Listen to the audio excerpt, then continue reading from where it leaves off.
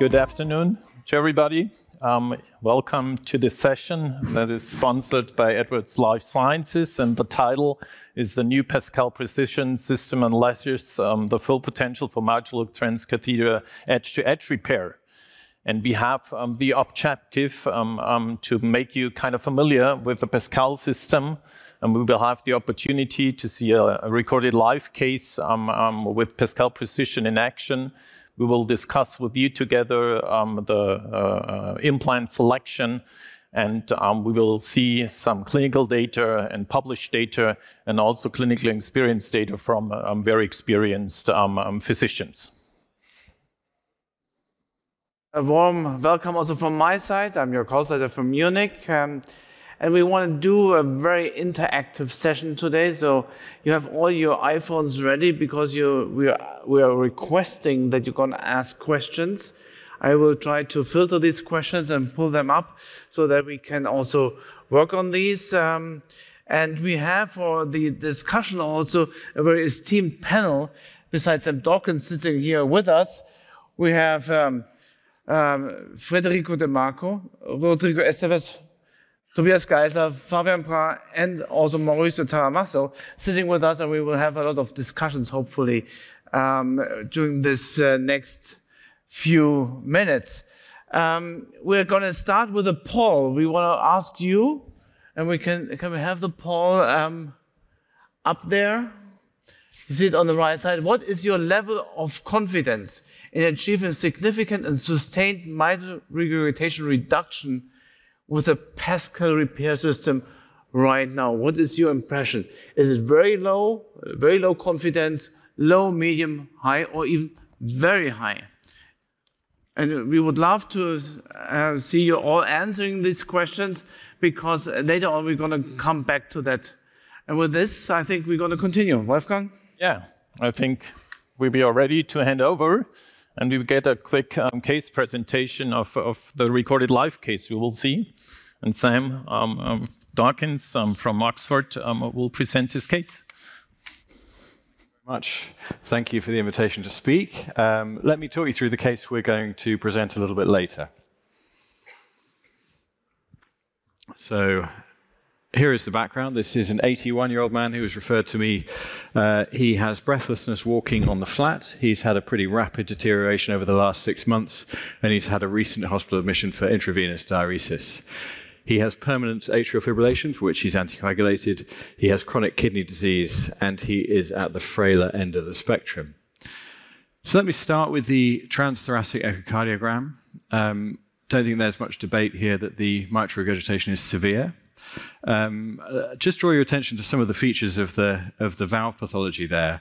So you can see bileaflet pathology, thickened leaflets, billowing. This has many of the hallmarks of Barlow's disease, with a severe complex jet, but probably predominantly anteriorly directed. The short axis view across the mitral valve confirms the findings previously, and this jet extends across the length of the line of coaptation. Looking at the apical views now, you can start to see where the major issue is. There's posterior mitral valve leaflet prolapse and flail with an anteriorly directed jet of severe mitral regurgitation. So moving on to the transesophageal echo views, this is a bicommissural view. You can see that sort of billowing features that we saw before. You can see that there's a severe jet of mitral regurgitation just on the lateral side there. You can see a prolapse and a ruptured cord. And if we X-plane through that, so the X-plane there is just on the lateral side of the middle of the valve, you can see the worst of the flail. So anterior mitral valve leaflet is a little bit thickened. The posterior mitral valve leaflet is prolapsing.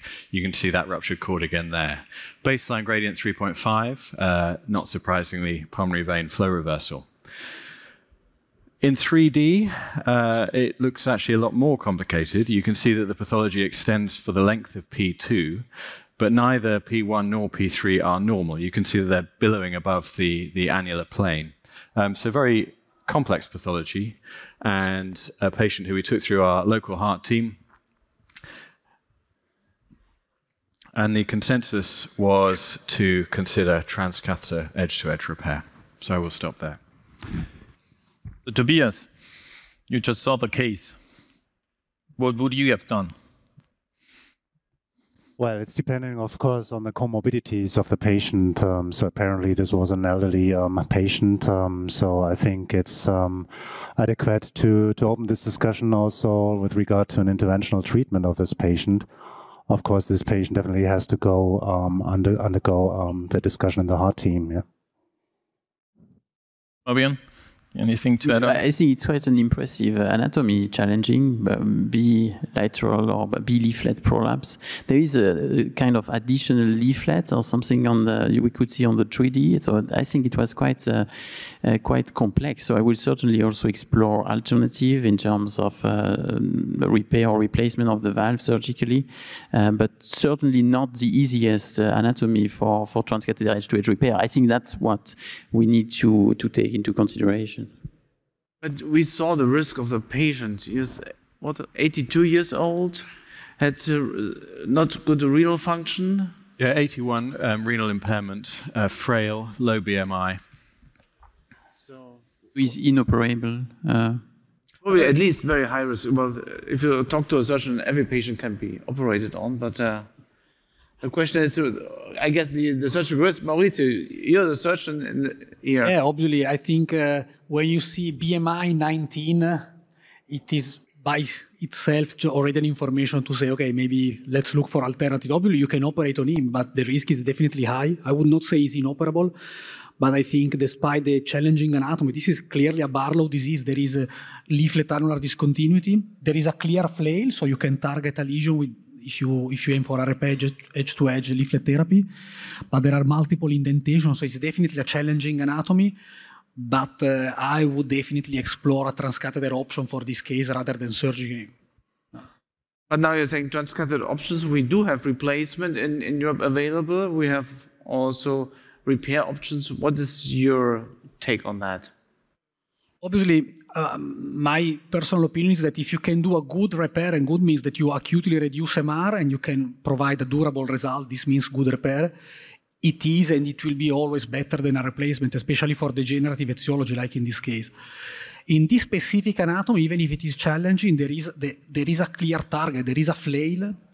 A Barlow with no flail and multiple jet would be something different, but here I think even if it is challenging, if you respect the symmetry of the valve, you can target the lesion and you can achieve a potentially optimal and durable repair. So I would go for repair. Do you have some additional information from echo for your decision, or what you have seen is sufficient?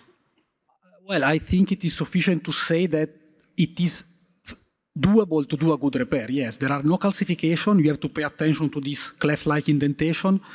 For sure, it's something that is challenging. It's not an easy case, but it is feasible. I would not step away from trying edge-to-edge repair in this case. I think you can achieve good result, yes. Okay. Any other comments? When you mentioned Jörg, replacement, I think this Barlow anatomy are quite difficult also for transcatheter replacement due to LVOT obstruction.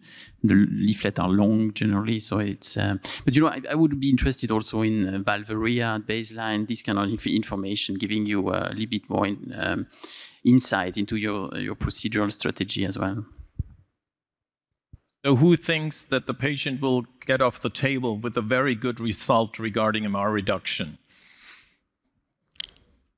Okay. Okay. So I guess we have the poll, and then the level of confidence right now achieving significant and sustained mitral regurgitation with the PASCAL system. The confidence is on a medium level. Probably the 5 of you didn't vote, I guess, huh? We continue directly with Sam, and he's telling us a little bit more about the technology and gives us another introduction. Good.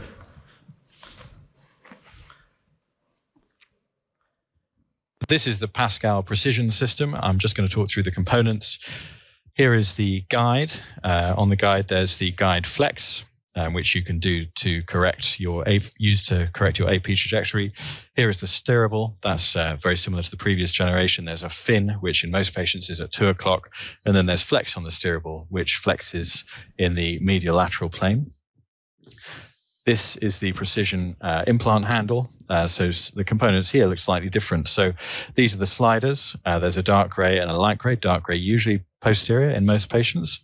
The black knob is the implant actuation knob. That's for closing and opening the implant. And the white cap is covering the mechanism for release. So you can see the two sutures there and the blue cable release.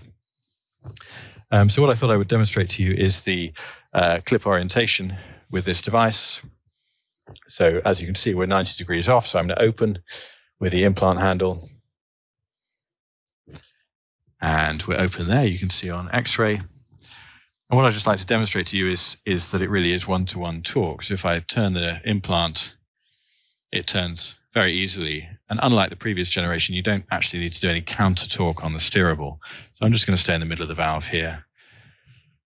And then what you can do is lower one by one. So that's anterior and that's posterior. Yeah, I think quite impressive. Federico, have you experience with the system? Yeah, actually I've done a number of cases. I think what he has said is really true. I mean, precision is improved a lot, and especially the increase in thickness in the implant catheter really delivers what you need in terms of torqueability, and you have the great demonstration in rotating the implant above the valve. Rodrigo, what about you? We have some experience as well. To me, it was a significant step forward in this device. It's much more predictable. When you turn the device, the previous version was a little bit anterior or posterior. You have to counterbalance, and this is now really one torque, really precise, and I think is much improved. Tobias, do you think this will translate into important clinical endpoints, that the results even get better, or are we getting quicker, or we will gain safety with this iteration of the system?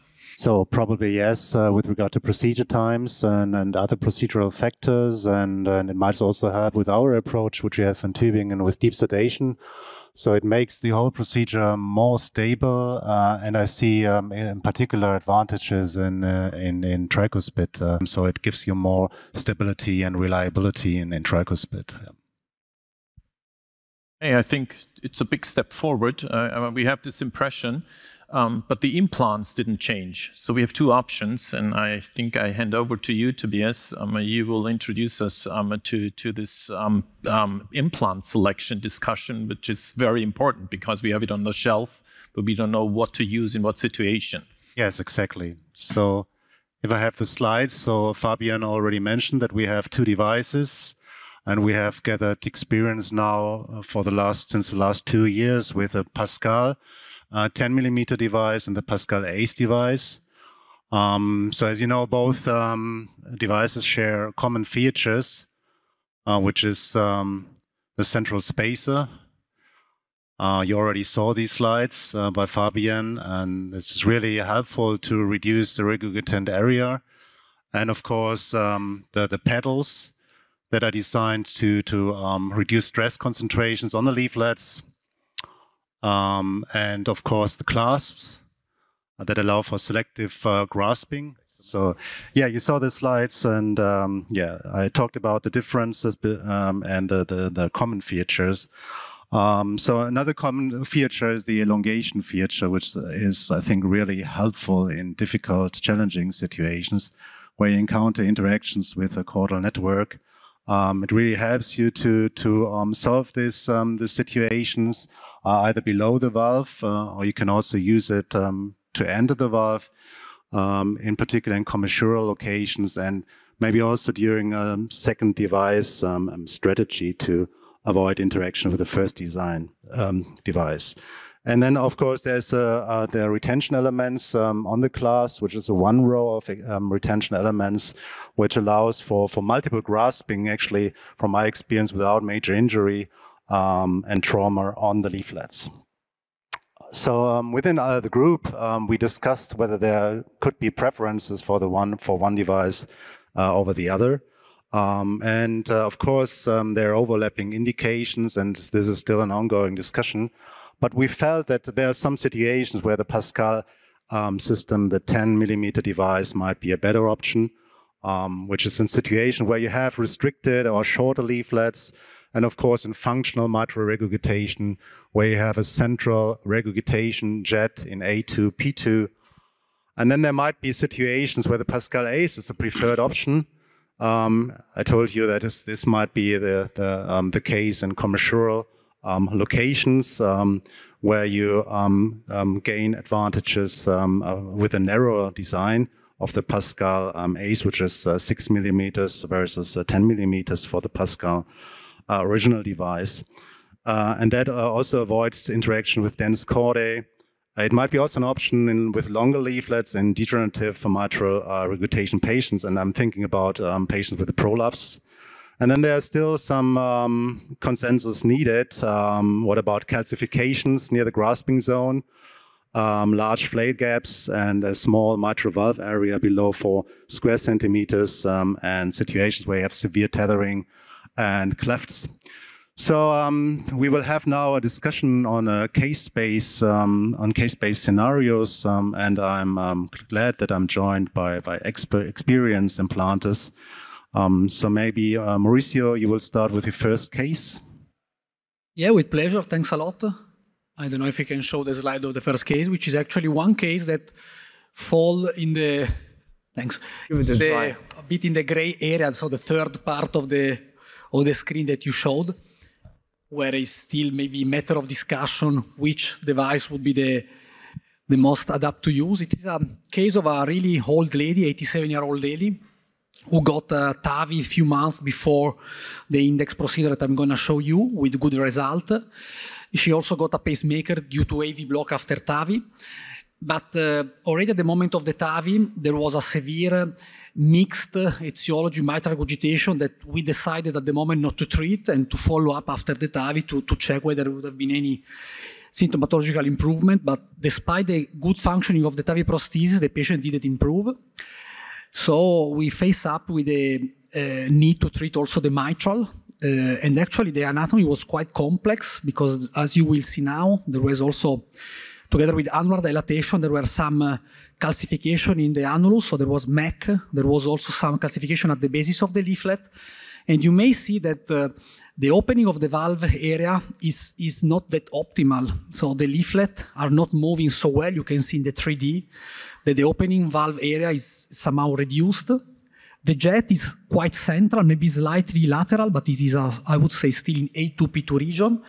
And there is already a 5 millimeter of mercury of mean baseline gradient. Obviously, the gradient is partially due also to the mitral regurgitation, but I think it is somehow obvious that this valve is not opening in an optimal way, not opening properly. So this is a valve that somehow may end up with an increased gradient of risk of stenosis if you do edge-to-edge therapy.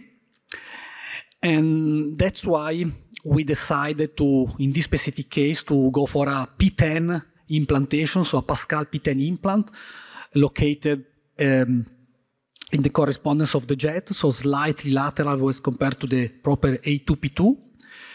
And the rationale why we decided to use P10 is basically due to the presence of the spacer. If you have a big spacer, you don't do actually a real edge-to-edge approximation, but you approximate the edge of the leaflet to the spacer on the two sides. So at the end, you have less tension on the leaflet. You pull less on the leaflet, and the resulting residual area is bigger. So despite you use a bigger implant, at the end, you have bigger residual valve area. So this was the reason why we decided to use a P10 in this specific case. And here you see the implant. We were quite, as I showed you before, in correspondence of the jet, so slightly lateral. We didn't need to do many clasping attempts, so it was a straightforward capture of the leaflet. And with one single device, we were able to have this, I would say, good result for this challenging anatomy with a trivial residual lateral MR, and the gradient didn't change. So the final gradient was 5 millimeter of mercury. So I think this is one specific situation that the presence of a bigger spacer could lead to optimal result even in presence of high risk for stenosis. The clinical course was then favorable, the patient improved, and I think this is one example of the typical example of the third, let's say, gray zone where it may be questionable, but I think it was probably a good and rational decision to go for P10 in this case. So there's a big discussion going on whether there are changes between the PASCAL ACE and then the PASCAL device with regard to the gradient. So what is your personal experience? Is the device size really critical for the gradient? It's a good question, because I think we don't have data to really sustain that the presence of the bigger spacer result in lower gradient. But from a pathophysiological standpoint and anatomical standpoint, I think it makes a lot of sense that if you pull less on the leaflet because you have the spacer, at the end you will have a larger orifice on the two sides of the device, as demonstrated by this computational model. Obviously, it's not has to be validated in data, but whenever there are calcific portion of the valve or risk of stenosis, I rather prefer to go for P10 due to the presence of the spacer. This is. You presented a case with calcification, so what is your opinion? So how do you evaluate the calcification before the procedure, and what would you say are characteristics of the calcification that prevent you from an edge-to-edge therapy? And when is the situation where the PASCAL Ace might be a better option here with regard to calcification? Yeah.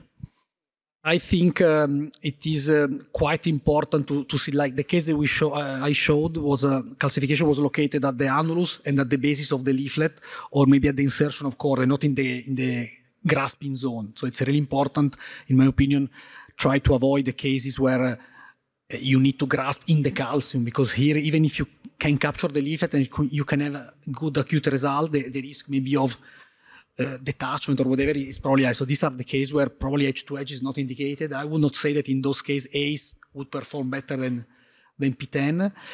If you have a big flail, so if you have MAC calcification but you have a flail, I would go probably for ACE.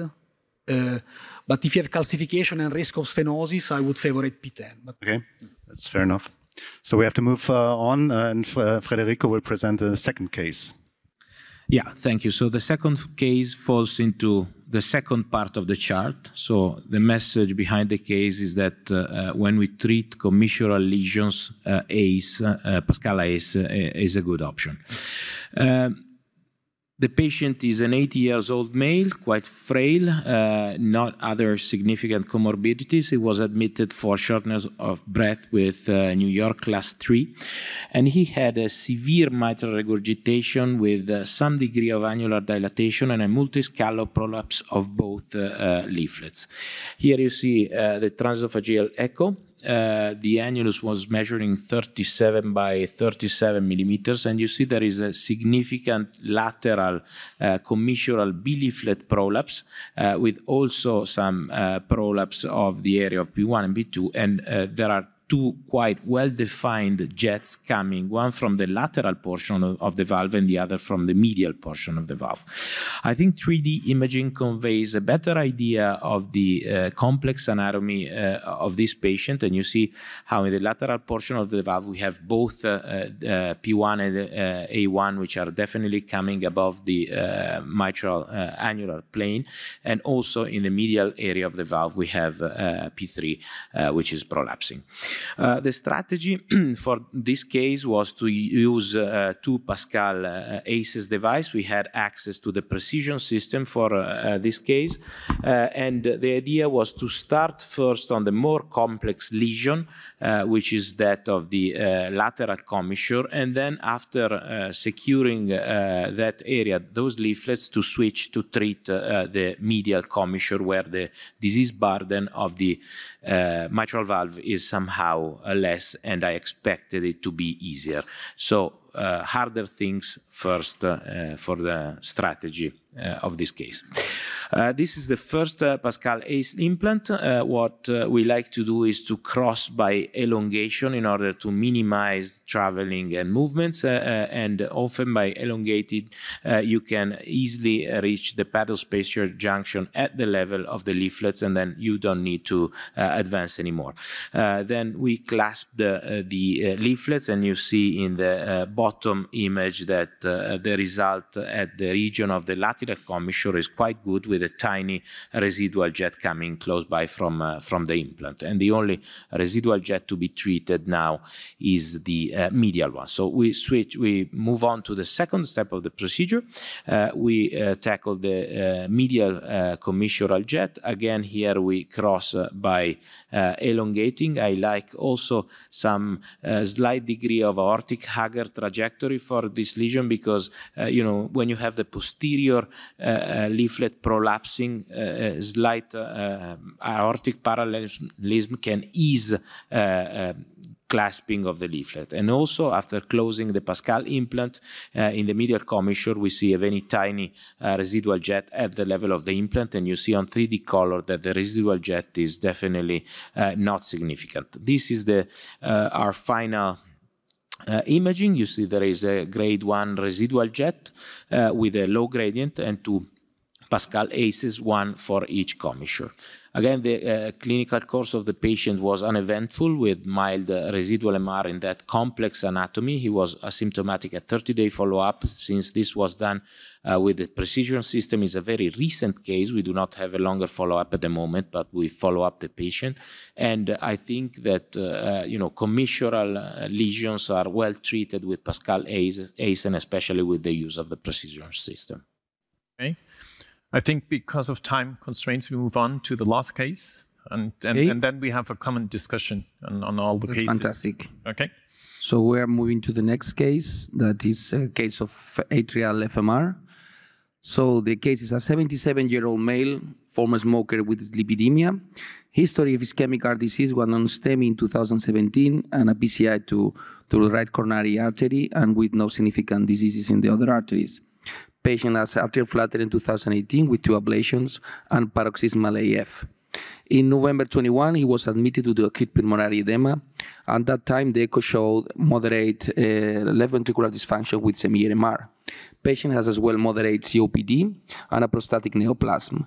Currently, he is under best medical treatment with no further admissions, but still some symptoms of shortness of breath. This is the echo. As we can observe, we have a severe central mitral regurgitation. Probably the mechanism, after discussing with the guys of imaging, we don't see any signal of ischemic MR, so the mechanism is more likely to be annular dilation and loss of coaptation reserve, so it was classified as atrial functional mitral regurgitation. So the decision was to proceed with mitral SHL repair with the PASCAL Precision System.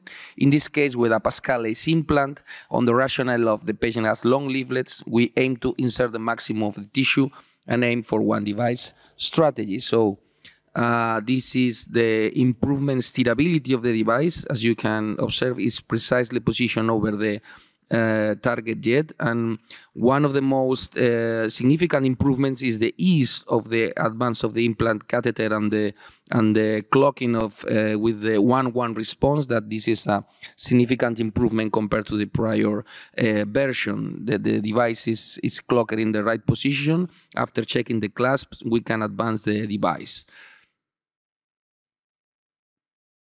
Now we are advancing the device into the left ventricle, and we can do several pullbacks very easily. You can observe this cannot be done with the prior version. We close a little bit the device, and we do like short movements to and fro to insert the leaflets. And finally, in the last movement, both leaflets are in, and we drop the clasps. And you will see in a second the real-time result when we are closing the device very slightly while advancing the device very easily. A great reduction to trace mitral regurgitation and a concomitant reduction in the left atrium pressures. This is the release of the device. It is something that has been as well improved in this new system, very fast and very safe. And this is the final result with trace MR and no significant gradient. We observe as well an improvement in the hemodynamic conditions with improvement in the pulmonary vein flow, and the patient was discharged and eventful with mild mitral regurgitation, is doing very well at 1 month follow-up. Thank you very much. Jörg, I've seen a lot of ACE there. Do we still need the PASCAL? until, I would say, 15 minutes ago, I would have said no. But seeing Maurizio's case, I was really intrigued. This is fantastic. Having a mitral valve orifice area with a gradient of 5 in the beginning and then still ending up with a gradient of 5 and no MR is really something which I haven't seen up to now. And the other... There are minority of number, but can still be helpful. Yeah, I agree. Yeah. No, it's really fantastic. So I think, yes, maybe we need the larger device also in the future. And the other two cases were also great. Both the degenerative case with the two very separate jets on both commissures treated with no MR left, and the secondary MR patient. This is really, we're getting to patients where we're ending up with an MR rate of 1+ or less at a very high confidence level. And I'm hoping that our poll at the end will change, that also you get more confidence in this kind of therapies. Yeah, I totally agree. It's not just another clip. What we learned over the last couple of years, it's totally innovative technology. And I think we also learned something about the spacer. At first we thought it would give us a gradient, and in the end it's totally different. And I think this is the reason why these systems should be modified, because it helps us to end with excellent results. But now we were very case-based so far. And now, Jörg, I think I have to hand over to you, because we have the first randomized data for the PASCAL system from the CLASP IID trial, and Jörg will bring the information of the trial now to you. And then we add on in two other talks, then the clinical experience in the field. I think it's coming then from Cologne and from, where was the other? From Essen. Yeah. They're here over there. Yes, so Wolfgang, thank you very much. So we have seen some very interesting cases. We all know also that we have very different anatomies. The anatomy can be straightforward, easy. So we're looking here at more on the left side to green patients, but it can also be more complex. And although you have seen perfect cases today, it's not always the case. So these are more the complex patients in the middle, but we also have on the right side some patients where, at least up to now, we think that an edge-to-edge repair is prohibitive and should probably not be performed because the patients are really unsuitable and the results are not that great. So the CLASP IID study is the first randomized clinical trial investigating the PASCAL device compared to the MiCLASP to investigate if it's as safe and as effective as the MiCLASP. And as you know, all the patients with degenerative MR were assessed in the core lab and with the steering committee. And if they were all randomizable, so that they have this, that the pathology was acceptable, then they were enrolled into the randomized cohort and randomized in a 2-to-1 fashion into the PASCAL and the MiCLASP system. And all those patients where the anatomy was more complex, those patients were not going to be able to be treated with the MiCLASP, because the MiCLASP IFU has some limitations raised, so some concerns, because some data, or there's not enough data for some specific anatomies. So these patients were then included into the PASCAL IID registry. And I'm going to show you this in this spotted like green and the yellow patient group. Now, what kind of results did we achieve in the CLASP IID study? Let's look at the two patient cohorts. Age is very comparable, but if you look at the more red highlighted parameters, you see that in the registry the risk is higher, there's more atrial fibrillation, this mitral valve orifice area is smaller, more renal insufficiency, more pulmonary hypertension, more pacemakers, more home oxygen use, which I think is also something intriguing, more peripheral disease. So the registry cohort is really a much more sicker cohort than the patients in the randomized cohort. Having said that, the overall outcome in terms of safety was very promising. In the randomized cohort, the PASCAL had an event rate of only 3.4%. In the registry cohort, it's still acceptable with an event rate of 11.2%. And you see that the main driver for these events were bleeding complications, not necessarily at the exercise, but also more GI bleeding. What about the outcomes in terms of mortality outcomes and heart failure hospitalizations? Here you see first mortality, all-cause mortality in the upper line, almost no difference, 94%, 93%, so very comparable. And also in terms of heart failure hospitalizations, considering the higher morbidity in the registry, also very comparable and acceptable in the high 90s. What about MR reduction? Because now we're seeing a slight difference.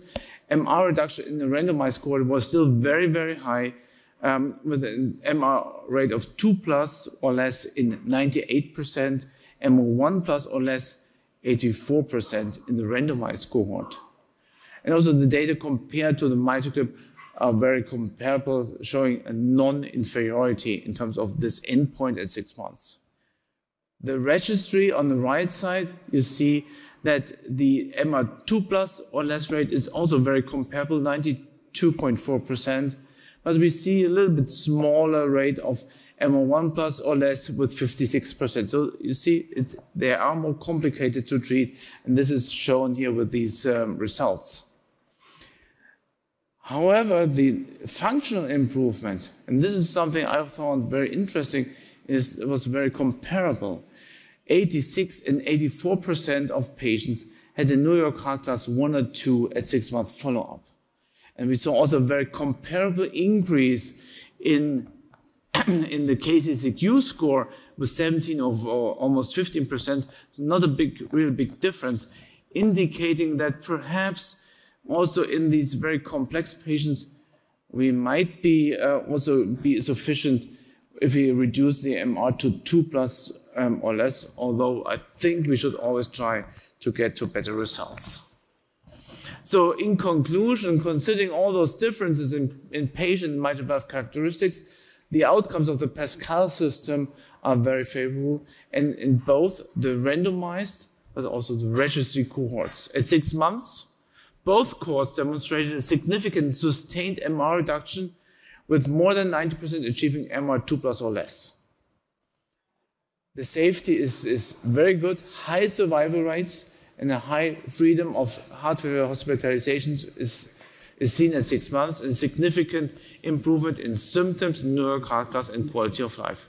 So in summary, for the CLASP IID registry, I think the CLASP IID study, the entire trial, the randomized cohort and the registry, I think we can say that the PASCAL repair system is a beneficial therapy for prohibitive risk patients with significant symptomatic primary disease across a wide range of mitral valve anatomies. I think now we will see a mixed population coming out of Cologne, and Victor Mauri is moderating it. Good afternoon. Thank you very much for contributing to this session. We have just heard this beautiful data from Jörg Hausleiter, a randomized controlled trial, Echo Core Lab adjudicated, clinical events committee adjudicated. So you might ask, do we need observational data at all? But I would like you to have a glimpse on the inclusion process of one of the landmark trials of functional MR.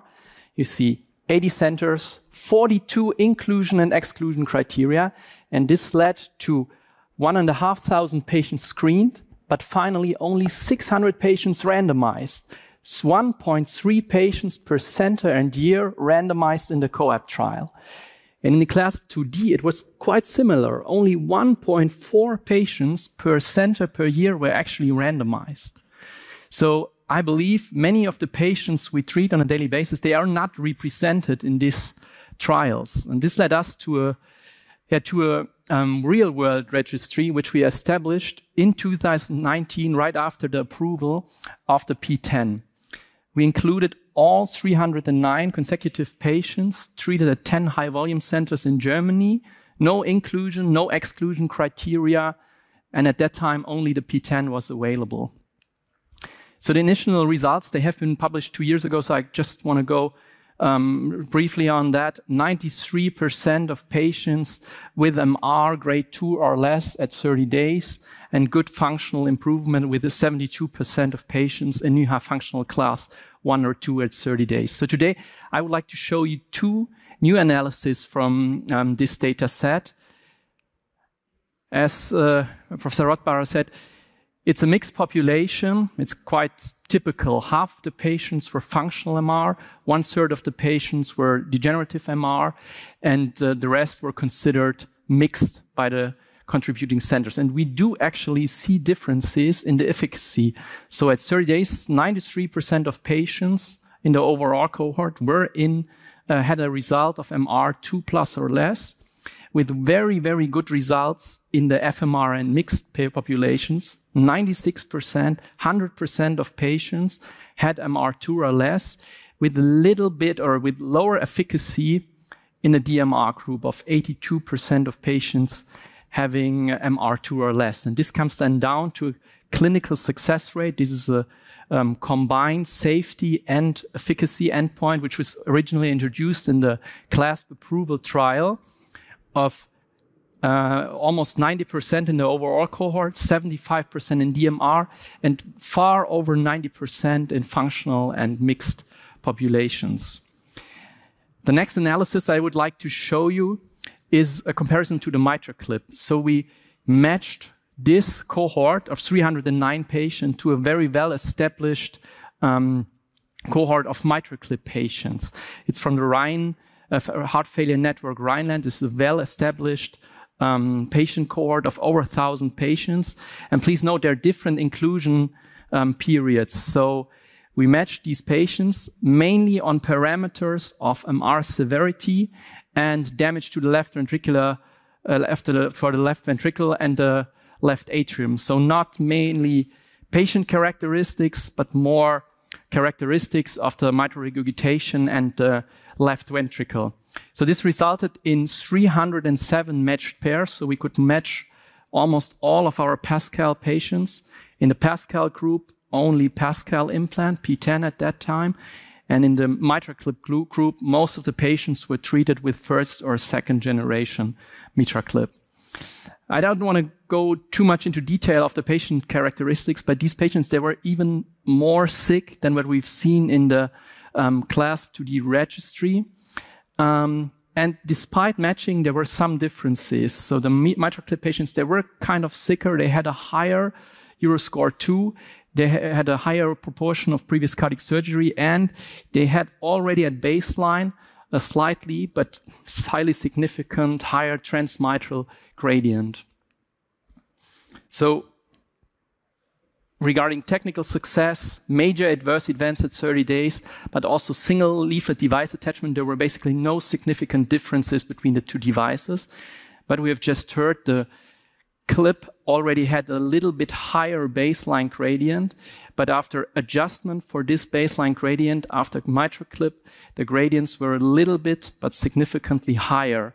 And also the increase in transmitral gradient was higher in the MiCLASP group, putting a higher proportion of these patients in a group with a mean gradient more than 5 millimeters of mercury.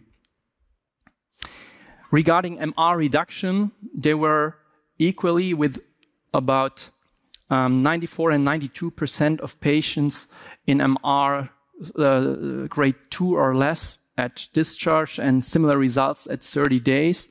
If we're looking at MR1+, we saw a little bit more durable result in the PASCAL group compared to MiCLASP. So let me summarize. I believe many patients are not really represented in the trials we do have. So I believe observational data is important. What we have seen in our study is the efficacy is a little bit lower for DMR patients, probably representing the really complex anatomies we are treating on a daily basis. The gradient was a little bit higher, but we haven't seen this in 2D in the MiCLASP group, and the result was a little bit more durable with PASCAL compared to the MitraClip. Thank you very much for your attention. I think we saw already very intriguing data. We still wait for the discussion, and Peter Lüdike from Essen will give us some insights into his precision experience. And as we know, he's always coming with data, so we were very curious what you have to tell us today. Oh, first of all, thank you very much for the invitation also from my side. And these are very preliminary data. We have done 14 cases on the mitral side until now. So it's just an imagination of what this precision technology can do. This is my obvious conflict of interest. And I want to make 2 points today. First of all, I want to recapitulate I call it the characteristic nature of the PASCAL device to allow you to assess the post-delivery result more precisely than at our institution, the reality at our institution, than the MitraClip device. We talked about this right at this location here last year. And since this publication, we got a lot of feedback from other users, from other colleagues that they see the same, and these data need to be confirmed in larger trials. Maybe we extract this from prospective trials. And it was a question of debate, what goes into this equation that allows you as an operator to predict whether you have a recurrence of MR or deterioration of MR? Is it the anatomy? This is maybe a factor. We think that the most important factor is the device itself, because MitraClip and PASCAL are both approximation devices, but this is the only in common. Everything else is completely different. And what makes the delivery system or the implant catheter? How important is the stiffness, the lever arm? We know that the PASCAL device is detached from the atrial side, while the MitraClip is detached from the ventricle side, so this might be a difference. And I was interested to see whether the innovation of the precision generation might impact this or just improve the whole procedure, because I expected not to have an impact on the predictability or a bad impact on the predictability, because when you detach it from the atrium, you have not so much lever arm, so it was interesting to see what will happen. And this is an insight into an industrial data set, not our data. It's collected from the clinical specialists which attend all the procedures in the field, and these were the first 250 cases done with PASCAL precision generation. And it's important to mention that most of the centers did less than 5 procedures. And what we see, that the acute efficacy is excellent, as we know this. But what was interesting for me to see is that the average procedure time was quite short. 53 minutes. So it seems that you don't need any learning curve when using this new technology. It's just an improvement that definitely makes the procedure faster. And then I want to go through a case with you we treated at our institution. I don't want to dive too much into the patient's history. As you can see here, it's a massive MR. It's a mixed MR with a primary FMR component. I think most of the cases we treat are definitely mixed cases when we go into detail of the anatomy. And as we discussed earlier today, it's our strategy that we take a P10 as our primarily device in FMR patients. This is what we did in this case. We upfront decided to make a 2-device strategy. And this is the TUE after placing the first device. And I want to highlight 2 aspects in this slide. The first one is when you look on the X-ray, you can see that during the detachment situation, there is a little bounce of the catheter. This is something I was not used to from the PASCAL system, because it was so flexible that I always had immediately a curve when there was a residual flex on the steering catheter. And I saw this very seldom that there was a bounce after releasing the device.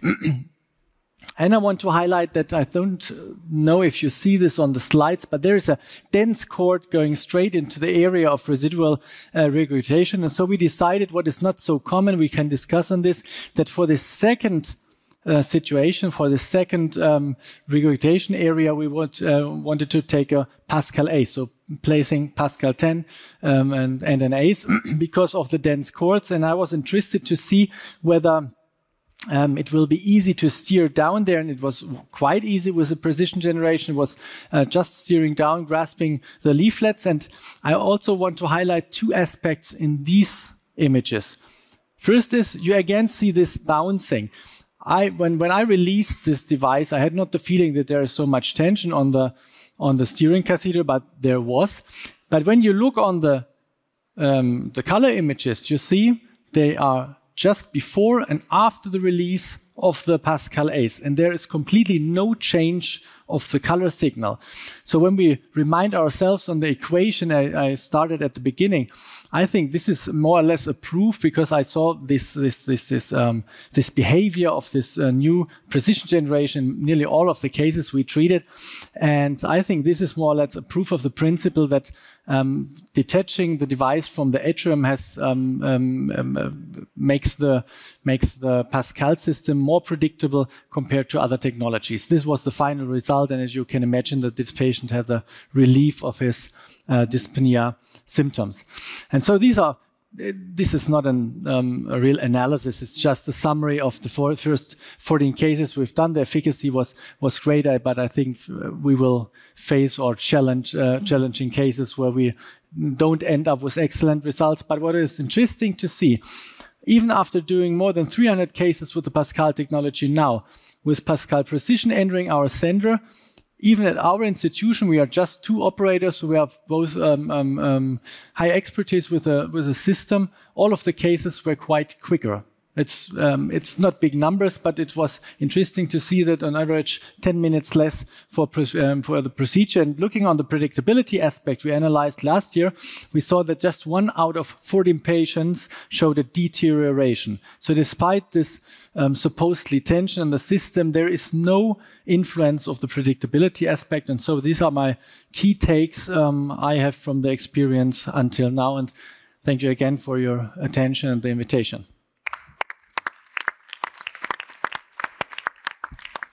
So we were very afraid of that question, but it's already up there, and I think we have to discuss it now. And the question goes to Jörg and Victor and Peter. When should we then use the mitral clip instead of using the PASCAL system? What will be the indication? And the reader or the person who put down the question said already, don't make it dependent on your experience, but just let me know, when do I have to grasp which tool? Jörg, I think you have to start, although you hoped not. Well, the data has shown that in the majority of patients, from looking at the CLASP IID data, that both devices work very, very well in a large proportion of DMR patients. I think at the end, for most patients, it really ends up in the personal experience with the device. If you're very comfortable with one device, you will always get to very good results. There are dedicated features of the PASCAL system. We talked about that, about the flexible nitinol structure, which I think is very important for especially also thinner leaflets, for the tricuspid leaflet. There is the independent grasping function, which I think is personally a little bit easier with the PASCAL system, but it can also be performed with the mitral clip. So at the end, I think both devices have their place, and we will need probably to see some other studies more in more complex patients, this yellow group, to see if there is a real differentiation between the 2 systems.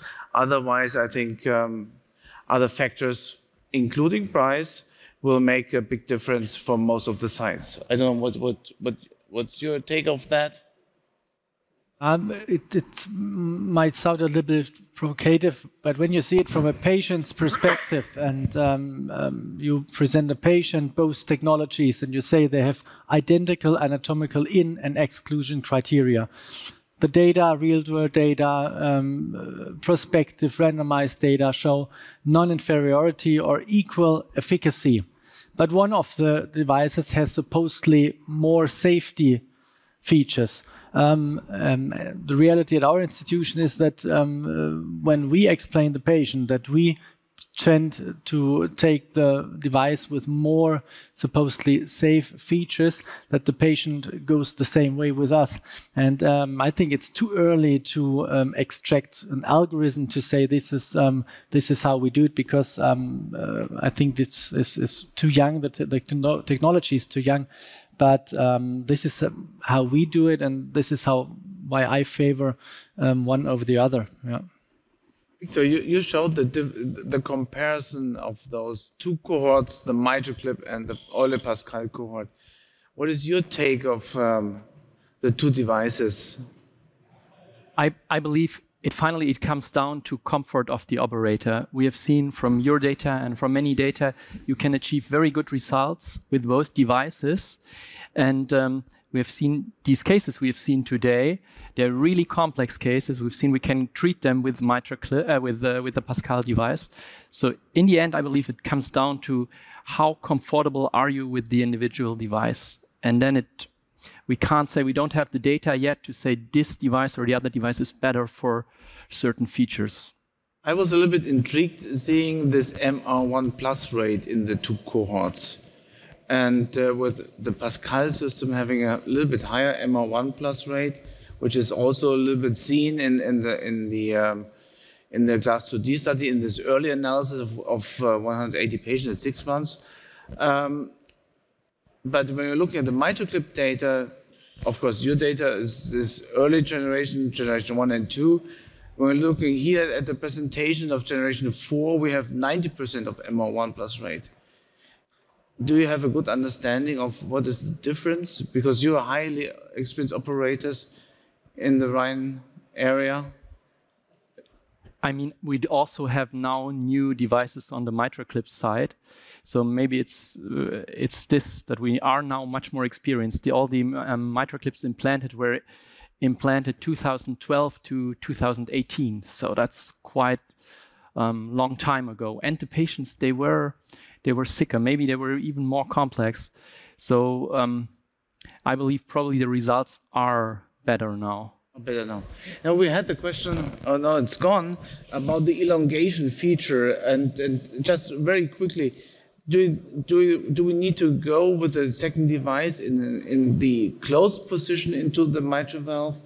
Shall we use the elongation feature? This was one of the questions. Oh, here's up again. Fabien? I think the second one, yeah, I would go with a closed device to avoid. You go with the closed device? Yeah, that's how I do it. But maybe you elongate. I don't know. Yeah. That could be an option as well. Well, yeah, I tend to elongate each time across the mitral valve. So I mean, that's just what I do. I find it practical. So. We usually do it with the device closed. First one, and of course in the second one or third one. But I see, I mean, the elongation is a super nice feature in case you get entrapped. Sometimes this is a nightmare with other devices. Super safe in the commissures that I already mentioned. We saw the case of Federico. So that's a really important feature. Maurizio, a short comment? I totally agree. Usually I enter with the device closed, and I use the elongation features if I get entrapped in corde. So one of the specific indications why I think PASCAL should be favorite is really commissural lesion, to answer to the previous question. This is really But answering the question, the majority of you, 3 to 1, are going in the closed position while you're using the elongated version to enter the ventricle. So, okay, I think we need to Jörg, we have to move on. So it's up to you now, Sam. You will explain to us some technical features and your strategy. Great. Well, thank you very much. So back to the case I showed you at the beginning. Quick reminder, pretty complex pathology, Barlow anatomy. The whole of the valve is abnormal, but there is a flail. If you look where the X-plane is cutting through the bicom here, there is a flail and a very large posteriorly directed jet of severe mitral regurgitation. So just to show you where that is on the valve, it's around there. And so there's a flail here. Normally, when we're carrying out edge-to-edge repair, what we're trying to do is to treat the damaged tissue. So you take the flail and try and treat all of the flail portion and constrain it within implant devices. You can't do that with biolopathology because the whole valve is abnormal. So in that case, you would just focus on where the worst of the pathology is. So our strategy here is to aim for this flail here, and that's probably going to be a grasp in this kind of region here. And it seems very unlikely it's going to be less than two devices. Just a moment on device selection. We've heard a bit about that already. I have a pretty simple algorithm for it. If there's too much tissue, use ACE. If there's too little tissue, use P10. So in this case, there's definitely too much tissue, so we're going to use ACE. Hey. So this was all theory, and unfortunately you know the result, but we are very curious of seeing now the case, and you will comment for us.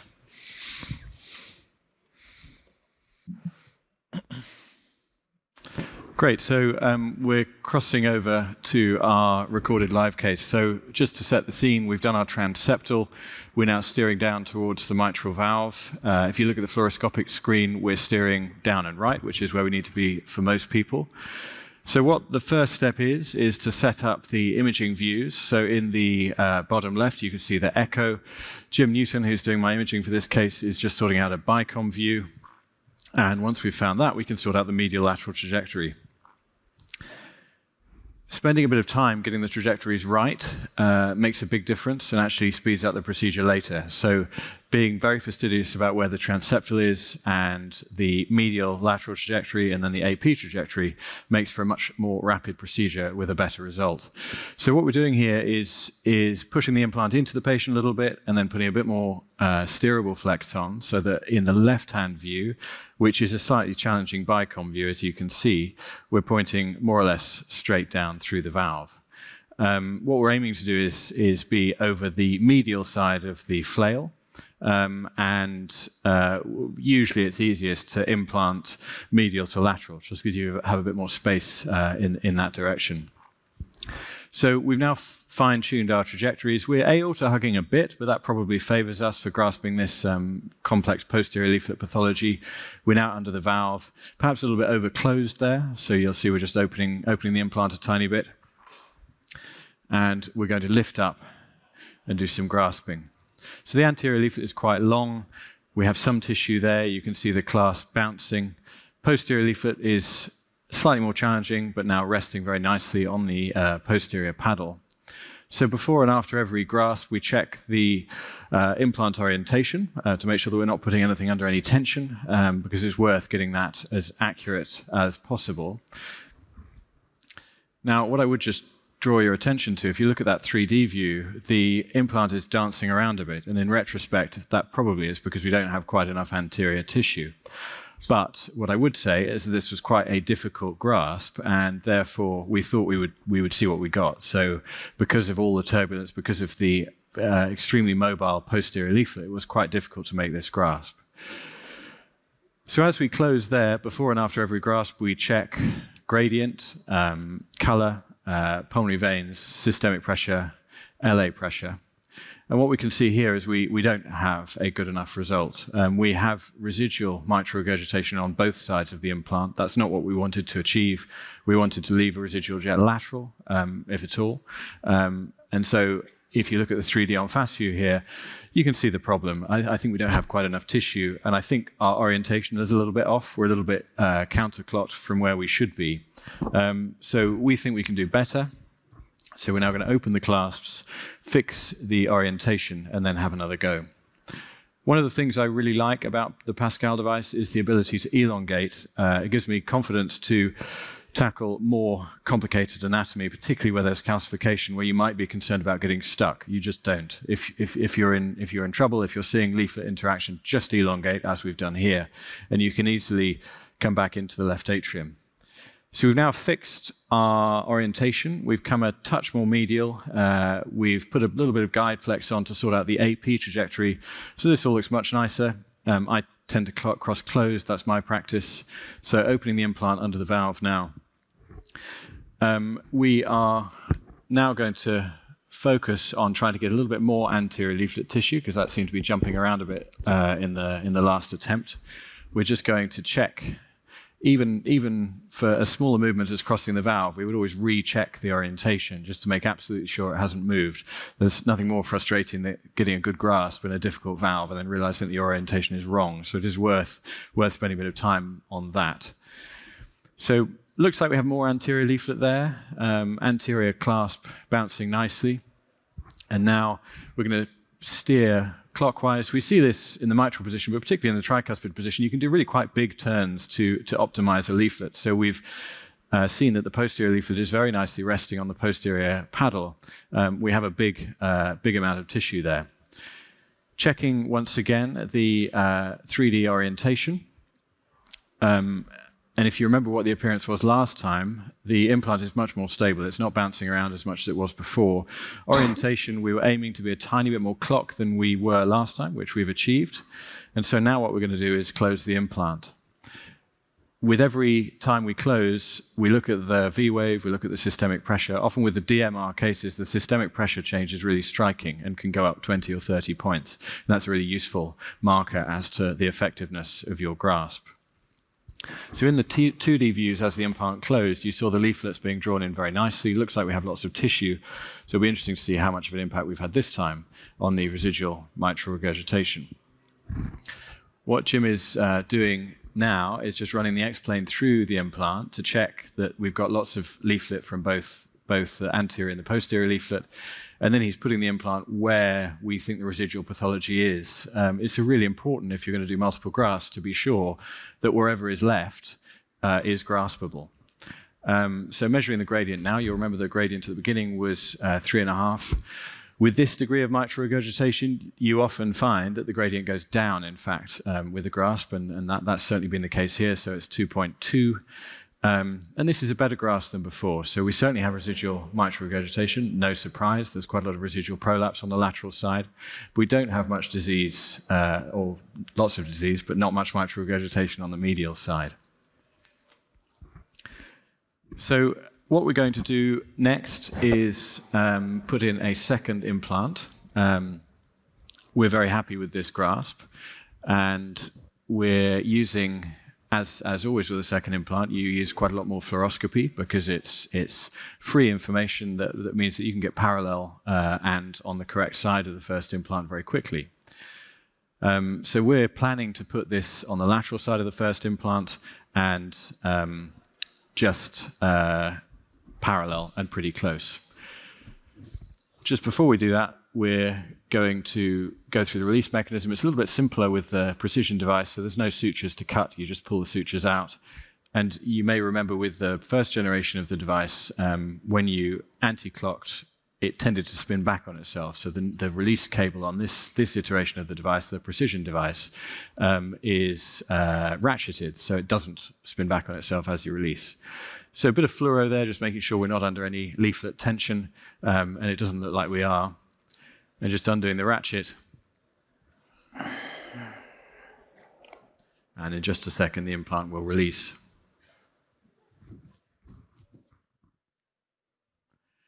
And I'm sure you've seen Peter's data on this. Our experience is that residual MR gets better, not worse, after release. But obviously, we're going to check everything. We're going to check the V wave. We are going to check the systemic pressure and pulmonary veins. So now that we're off, you can see where the residual problem is. There's a little bit of prolapse there that's untreated by the first implant, and a clear gap and a clear target for us to aim for. And our plan is to put another implant just parallel and just lateral. So Jim just showing us the tissue bridge. Looks very nice. Orientation looks good. You can actually see, if you look at the bottom part of that 3D on fast view, there's some residual prolapse on the posterior mitral valve leaflet. So here we are with the second implant, steering down, looking nice and parallel. Just mentioned, if you look at the fluoro there, the first implant is moving a little bit. That's not surprising in this kind of degenerative pathology when there's so much redundant tissue. So steering through using both fluoro and 2D imaging to make sure that we're not interacting with the first implant. We've set our orientation above the valve, and now that we're under the valve, we're going to get nice and close to the first implant and nice and parallel. So you can see the first implant on the right of the 3D screen, and the second implant, it's just canted a little bit towards the first implant, so we just have to anti-clock a tiny bit. With precision, this is more or less one-to-one torque, so it's much easier to make fine adjustments. So now we're under the valve, implant is open, we're in the capture-ready position. Both leaflets, as you'd expect as a second implant, are resting very nicely on the second implant. So anterior clasp down there, and I'm just talking a little bit posterior just to make sure we get as much posterior leaflet as we possibly can. Now, as is often the case with second implants, this isn't a difficult grasp, and if we needed to optimize something, it would definitely be worth doing that. Before we close, we're going to have a look in the 3D on fast view and just make sure that we are absolutely parallel, as had been our intention. And so this looks very nice. This is exactly parallel. It's close to the other implant. I suppose the only comment would be there was a lot of residual mitral regurgitation. Do we want to be that close? So while we're assessing this grasp, that's something that's going through my mind. Could we perhaps be a millimeter or two lateral of that? So now we are going to close. And we're closing on 2D, just watching the leaflets being drawn in. I find with PASCAL, you don't have to give the tension back as you do with mitral clip. I usually don't do that. You do if it's very short, very thin leaflets perhaps, but usually I don't. So now we're going to recheck all of our parameters again. So you'll see that the gradient actually is pretty much exactly the same as after the first implant, which is a clue that we've probably done some good on the residual mitral regurgitation. So this is what we're left with. So there is very little residual mitral regurgitation. There are a couple of mild jets around both implants. You can see the color into the pulmonary veins is predominantly red, which is a good sign. And actually you can see that we've now got to systolic dominant pulmonary vein flow, so normal pulmonary vein flow. Important to mention that with eccentric jets of mitral regurgitation, to check the pulmonary veins on both sides, because you might find that one's normal and one of them is very abnormal, and that's something we quite commonly find. But in this patient's case, we found significant improvement in pulmonary vein flow. And you can see as we pan backwards and forwards through the valve that there's actually very little residual mitral regurgitation and a very nice result. So we're just doing a final 3D check of the tissue bridge, checking that we're still happy that the implants are nice and parallel. So nice double orifice valve there. We've actually constrained all of that, the worst of the prolapsing tissue. You can see P1 and P3 are pretty abnormal, but there doesn't seem to be a great deal of mitral regurgitation coming through there. And so a 3D color check, you can see very little residual color. And we've checked the gradient is very satisfactory. And on fluoroscopy, there's very little tension in the delivery system. So this is our final check of the gradient.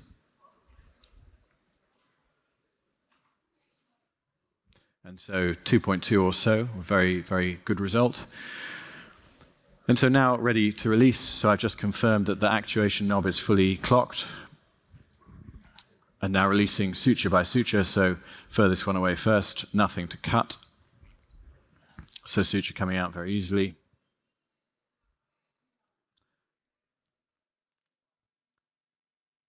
So that's the first suture out, and then we'll move on to the second. Important to stabilize the implant handle here. You don't want to unintentionally rotate the implant before you've released it, because that puts the leaflets under unnecessary tension. So that's the second suture out, and now we're just going to release the cable. So that's just some anti-clockwise turns. And then we're just checking on fluoro from time to time, just making sure there's no residual tension on the system. And in just a second, that implant will be released. So that's implants off, very little tension there, as you see. Looks very nice and stable in the 3D view. And we'll just reassess everything once again. just to make sure that there's been no change to the residual color, though it's our experience that that gets better, if anything, after implant release. So Jim's just rocking the echo probe backwards and forwards, both implants nice and stable. Very little residual mitral regurgitation. A lot of residual abnormal tissue, but the worst of the flail is now treated. And the final step as we pull the guide back into the right atrium is just to look at the iatrogenic ASD and make sure that the color flow is left to right, which it is. And that brings us to the end. So 2 implants. And what I would say is it's very easy with recorded cases to lose a lot in the edit. So the edit can be for an extremely long case. I can tell you that the device time for this procedure, which was at the more complex end of the spectrum, the device time was about an hour. Fantastic. Thank you very much. Now we're gonna, before we go into the discussion of this case, you have seen now so many good and brilliant cases with MR1 plus or even less that I want to repeat the initial poll question to you, and I think we can have that up once again. Now, we want to know, does this presentation have changed anything in your understanding, in your clinical appreciation of the PASCAL Precision System? So what is right now, after all those presentations, what is your level of confidence in achieving this significant unsustained MR reduction with the PASCAL system? Is it still very low, low, medium, high, or are now all convinced that this is very high? And we would love to see your response, and during your time, which you take for responding, maybe we're going to ask you, now this is a brilliant case. Did you initially also plan to do a 2-device strategy, I guess? Yeah, I mean, I think with this kind of pathology, it's extremely unlikely that it was going to be a 1-device case. I have to say I was quite surprised it was a 2-device case. This was always going to be quite tricky. Barlow pathology is very, very misleading because the valves often look extremely bad. But I think if you target the worst of the jets, you are not that infrequently pleasantly surprised. So we just targeted the worst of the flail, and actually everything came together very nicely. You used the ACE system. Any idea of if the P10 would have performed similarly? What is your personal experience with that? Well, I think there is so much redundant tissue here. You really want to pull it together and tighten it up. And I think P10 doesn't do that to the same degree, which is good for the kind of pathology that I personally treat with P10. You know, if you've got very tethered leaflets and an annulus that's really stretched, I don't want to put the leaflets under tension. But in this case, there's so much excess tissue. To me, ACE is the answer. I think this was the right choice here, personally. And my final question for you, would you go back also for using the Gen 1 system? Well, I would, but I'd rather use precision. Yeah, I think we saw that, and it's just a comment that everything was very precise, and it was quiet, and it was almost lazy. You were always like that on the video. So this is the modern cardiology, and I think this is everything is very thoughtful, and every step was thought through, and it was precise because the technique allowed you to put the devices where you wanted to have it. So congratulations again, terrific. Thank you. I mean, the whole thing is so controlled. You know, it's operator and imager, gentle back and forth between them, optimizing the result, and if you don't like it, you can move it. So Jörg, I think, let's see. Yeah, let's see. Do we have an answer already? Or we only have 17 words? So we increased a little bit from medium to high. We didn't reach the very high. Well, with that, I would thank you all. I would thank Sam, Miriam, and all the participants on the side here. Wolfgang, this was a great session.